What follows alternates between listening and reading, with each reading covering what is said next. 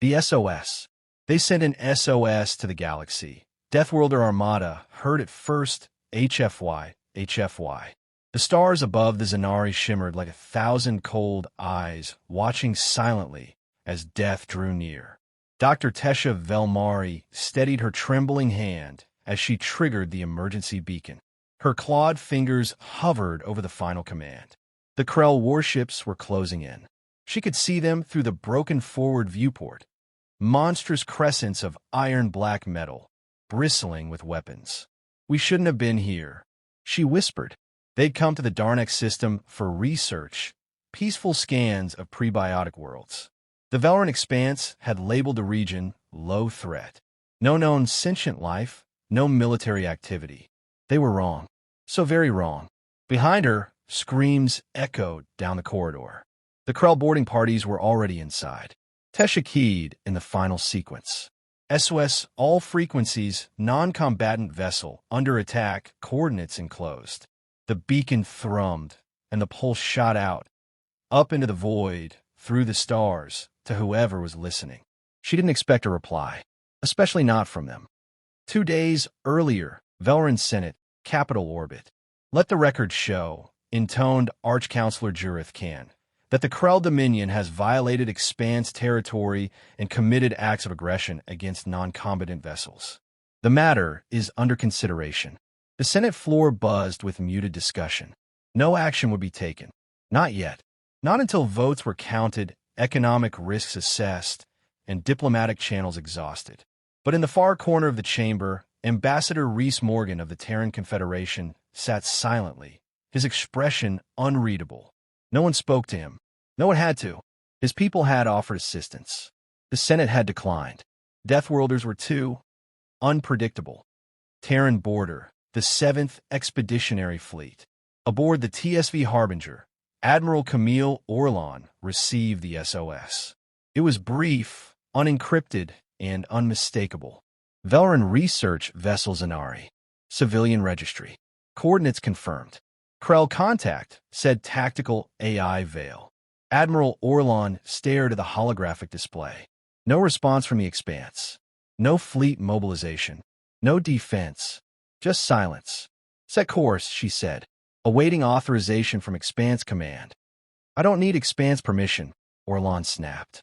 "We're going. Full burn. Warp in 6. The bridge crew moved without question. They'd seen what the Krell did to civilians.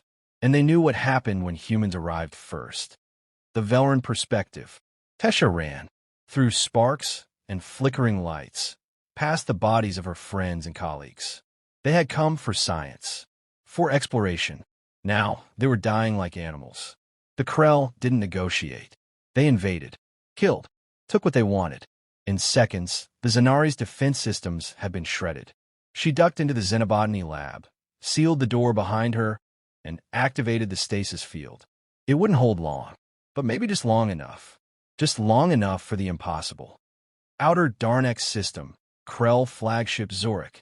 High Warlord Vek of the Krell Dominion watched the drifting Valoran ship with contempt. Primitive fools. No shields. No warriors. What did they think would happen? His sub-commander approached. "We've received a long-range ping. Emergency beacon. Spread wide. Galactic transmission." Vek snarled. "Let's scream. Let the galaxy hear the Expanse's weakness." But it was received by a Terran relay outpost. Silence fell. Even Krell knew what that meant. Vek growled. "Prepare planetary defenses. They'll come. The Deathworlders will come." TSV Harbinger, en route to Darnex. The Terran 7th Expeditionary Fleet tore through slipspace like a spear through paper. Human warships were built for speed and punishment. Where Valoran ships were elegant and curved, Terran hulls were brutish, jagged with armor and bristling with weapons. Where the Expanse valued aesthetics, Terrans valued survivability. Estimated arrival in 5 minutes, the helmsman announced. Admiral Orlon stood at the center of the bridge. Her face was calm. Her fists were clenched. "Begin combat protocols. Full system lockdown. Marines to launch stations." The crew responded with trained efficiency. No second guesses. No hesitation. They weren't coming for diplomacy. They were coming for the people the galaxy had abandoned. Zanari, seconds from death. Tesh's breath caught as the stasis field flickered. A Krell breacher pounded at the lab door, mechanical claws tearing at the frame. She pressed her back to the wall, holding a scalpel, the only thing left. Then she saw it. A pulse in the blackness outside. Then another. And then the sky tore open. The arrival. The TSV Harbinger emerged from warp with a thunderclap of space-time rupture, followed by the Resolute, Bone Eater, and the rest of the 7th Fleet. No announcements. No threats. Just action. Terran dreadnoughts opened fire, unleashing kinetic rods and high-energy particle beams.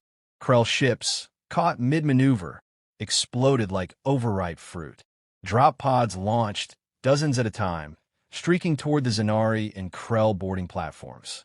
Inside the pods, human Marines in exosuits, armed with Gauss rifles and monoblades. Men and women trained to fight in vacuum, in corridors, on fire, in hell. They had heard the SOS, and that was all they needed. Tesh's rescue. The lab door caved inward. Tesha screamed, then stopped. A figure stepped through the smoke, armored in black titanium, visor glowing red. Non-combatant located, the voice called. She's alive. The armored Marine knelt. His voice softened. You're safe now. She stared at him. You came. Why? Because someone asked for help. Krell perspective, last moments. On the Krell flagship, alarms blared. Vec watched in horror as his fleet disintegrated. He snarled, clawing at the console. Retreat. Retreat. But it was too late. The Bone Eater had him in targeting range. Its plasma lance fired once. There was no second shot. Terran transmission. As the Krell fled, a single message was sent from the Harbinger to the Velran Senate. You refused. We did not. We found them. We saved them. We expect no thanks. But we will not forget. Closing scene.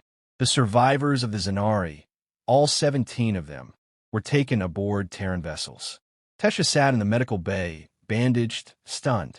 A human child, probably a young ensign, offered her water. She asked, softly, "Do your people always come when no one else does?" The boy smiled. "We don't ask who sent the signal. We just go." Tesha looked out the viewport at the Terran fleet. They were not beautiful, not elegant, but they were there. They had come. And in the darkness, humanity had answered. The Deathworlders arrive. They sent an SOS to the galaxy. Deathworlder Armada heard it first. HFY, HFY. Space burned. Where once there was silence, now there was flame and wreckage. The remains of the Krell Armada drifted in the void, spinning and torn, while the TSV Harbinger led the Terran 7th Expeditionary Fleet through the smoldering aftermath. Aboard the medical bay of TSV Resolute, Dr. Tesha Velmari sat on a cot, shivering under a thermal blanket. Her silver-scaled skin was marked with bruises and plasma burns. Her large, obsidian-black eyes stared at the ceiling, blinking in stunned disbelief. They had really come. The Deathworlders had come. "You're stable now." "Vitals look good," said the medic, Lieutenant Harris, his name tag read. He was tall, dark-skinned, with cybernetic implants along his temple. He spoke calmly, like he'd seen far worse. "You saved us," Tesha said, voice cracking. "You saved me. We don't leave people behind," he replied. She studied him. His face was lined not by age, but by war. But why? The Senate didn't ask for help. No one did. You did. He met her gaze. That was enough. Tesha looked down, ashamed. The Senate will never admit it. They fear you. Think you're unstable. Harris chuckled. They're not entirely wrong. Command Bridge, TSV Harbinger. Admiral Camille Orlon stood at the center of the bridge, arms behind her back, eyes locked on the forward display. Enemy fleet routed. Krell remnants scattering to deep space. Civilian casualties, minimal. 120 Velran lives saved. Reported tactical AI veil. Minimal's not zero, Orlon muttered. Next time we get here sooner. Her comm buzzed. Marine retrieval team ready. Final Krell boarders eliminated aboard Zanari. We got the bridge back. Patch into the Velran Senate. Send them the footage. All of it. Even the part where we turned Krell cruisers into molten slag. Especially that part. Valoran sent it hours later. The chamber was deathly quiet. The broadcast from Terran ships played before the entire Governing Council. Krell ships exploding under Terran fire.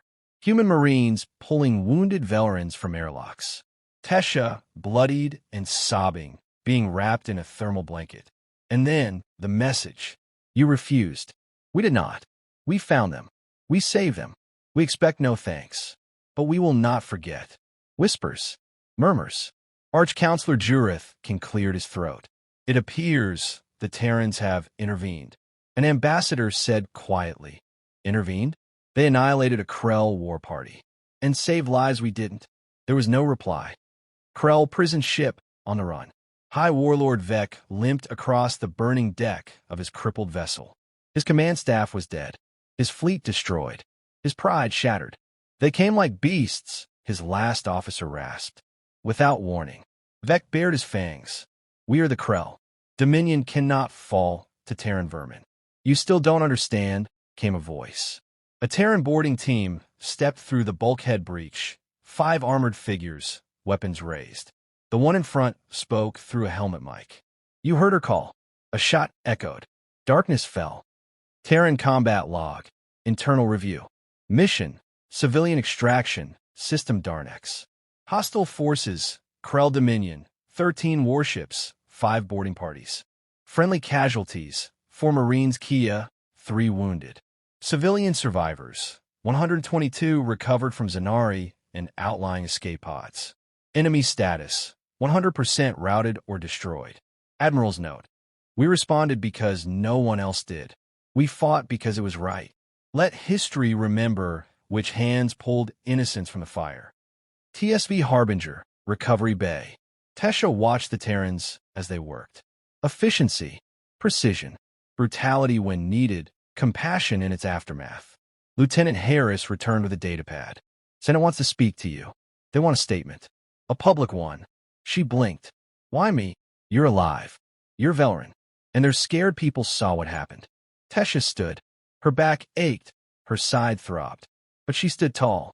Then I'll tell them the truth. Broadcast to the galaxy, Tesha's testimony. Her image spread like fire across every expanse screen, relay station, and newsnet. She stood in a Terran medical bay, bandages still on her shoulder, flanked by human soldiers. My name is Dr. Tesha Velmari. I was aboard the Zanari when the Krell attacked. We sent an SOS. The Valoran Senate did not answer. No one did. She looked directly into the camera. No one, except the Deathworlders. The humans came not because of treaties or favors or politics. They came because someone needed help. That is who they are. You fear their violence. But I saw that violence turned against our enemies. You call them monsters. I call them saviors. And with that, she ended the feed. Across the galaxy, aftershocks. In a dozen systems, Valoran citizens rallied in support of Terran aid. In neutral worlds, refugees begged for Terran protection. On death worlds, soldiers raised mugs and toast to Tesha's words. And aboard the 7th Fleet, messages poured in. One line echoed the most. If I ever need help, I hope the Deathworlders hear me first. Final scene, departure. Tesha stood beside Admiral Orlon on the deck of TSV Harbinger, watching as rescue shuttles ferried the last survivors back to Valoran space. You could stay, Orlon said. Tesha shook her head. I need to face them. My people. Make them understand. You're brave. I learned from the best. She stepped toward the shuttle, then turned. Why do you do this? Even when they don't want you. Orlon gave a rare smile. Because we remember what it's like to scream for help and be ignored. The shuttle lifted off, and behind it, the Terran fleet turned in formation. Engines flared. The Deathworlders left as swiftly as they came. But across the stars, everyone knew. If the Deathworlders hear your cry, your enemies should run.